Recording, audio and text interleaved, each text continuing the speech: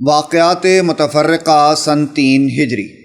سن 3 ہجری رمضان کی 15ویں تاریخ حضرت امام حسن رضی اللہ عنہ کی ولادت ہوئی۔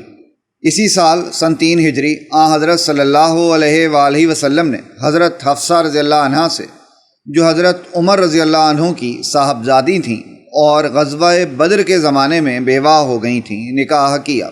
اسی سال سن 3 ہجری میں حضرت عثمان رضی اللہ عنہ نے حضرت صلی اللہ علیہ وآلہ وسلم کی صاحبزادی ام کلثوم رضی اللہ عنہا سے شادی کی۔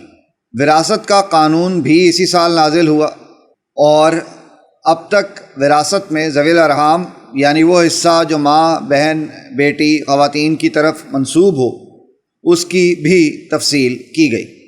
واقعات متفرقہ سن 4 ہجری۔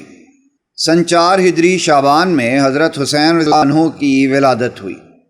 اسی سال ازواج مطہرات میں سے حضرت زینب رضی اللہ عنہ بنت خزیمہ نے انتقال فرمایا، جن سے اسی سال نکاح بھی ہوا تھا۔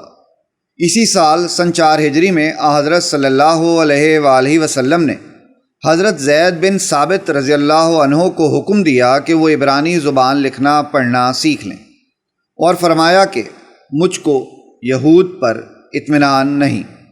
تاریخ کی کتابوں میں لکھا ہے کہ حضرت زید رضی اللہ عنہ نے صرف 15 دن میں عبرانی زبان سیکھ لی۔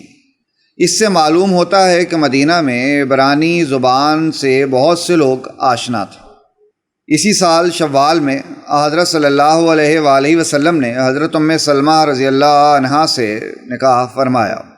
اسی سال سن 4 ہجری میں یہودیوں نے آپ صلی اللہ علیہ وآلہ وسلم کے سامنے ایک یہودی کا مقدمہ پیش کیا، اور آپ صلی اللہ علیہ وآلہ وسلم نے تورات کے مطابق حکم دیا۔